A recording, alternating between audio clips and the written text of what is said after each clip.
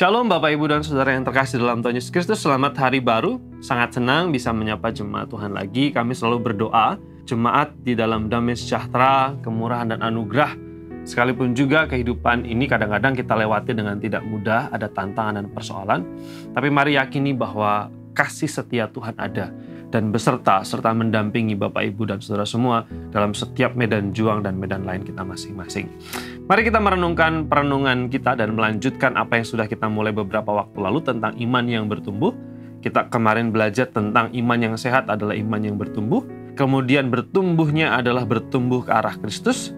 Lalu kemudian yang berikutnya yang akan kita pikirkan adalah prinsip yang kita akan ambil dari Efesus pasal 4 ayat yang ke-16 yang berkata, "Daripadanya lah seluruh tubuh," ini gambaran gereja, orang percaya digambarkan sebagai tubuh, "yang rapi tersusun dan diikat menjadi satu oleh pelayanan semua bagiannya, sesuai dengan kadar pekerjaan tiap-tiap anggota, menerima pertumbuhannya dan membangun dirinya dalam kasih."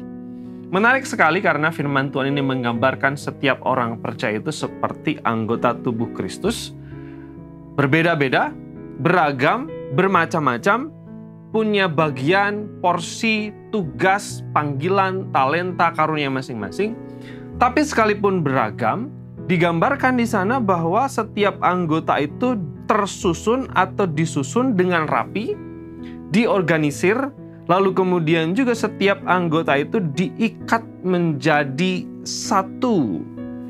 Prinsip ini mengajarkan tentang pentingnya sebuah kebersamaan. Kalau kita mau bertumbuh, kalau kita mau lebih dewasa, artinya kita harus rela dan mau menjadi bagian dalam anggota tubuh Kristus, sehingga kita pun menjadi bagian yang tersusun rapi, sehingga kita pun menjadi bagian yang diikat, dipersatukan dalam komunitas yang disebut dengan gereja.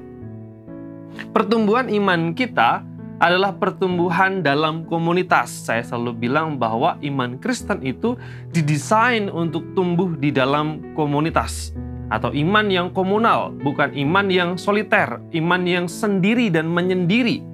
Tapi kita harus menjadi anggota tubuh Kristus yang menjadi bagian dalam komunitas orang percaya.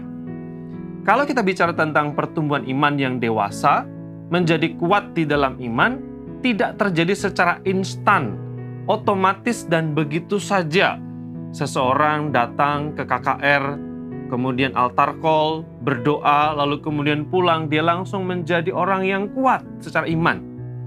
Tidak demikian. KKR itu menjadi momentum permulaan untuk menapaki tangga-tangga pertumbuhan iman. Tidak juga demikian ketika orang datang ke pendeta, didoakan, dikonseling, dia pulang lalu menjadi superhero atau pahlawan iman. Tidak demikian, tapi keyakinan saya pertumbuhan iman itu terjadi secara natural ketika kita berinteraksi dengan orang percaya yang lain, menjadi bagian dalam komunitas.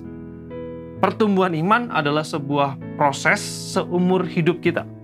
Memang ada momentum-momentum tertentu, misalnya KKR, konseling, doa pelepasan, didoakan hamba Tuhan, doa refleksi, itu adalah momentum. Tapi setelah itu kita perlu berjalan bersama-sama dengan orang percaya. Pertumbuhan iman itu adalah proses yang berlangsung seumur hidup kita. Perjalanan yang begitu panjang. Bayangkan, dalam tahun-tahun kehidupan kita yang harus bertumbuh, kemudian kita menapaki kehidupan kita itu sendiri, betapa berat dan sulitnya perjalanan iman itu. Namun, ketika kita punya saudara seiman di samping kiri, di samping kanan kita, di belakang kita, di depan kita, yang bersama-sama dengan kita sama-sama maju, mau bertumbuh ke arah Tuhan, ke arah Kristus, itu akan menjadi perjalanan yang lebih menyenangkan, menggairahkan, dan mendapatkan dukungan satu dengan yang lain.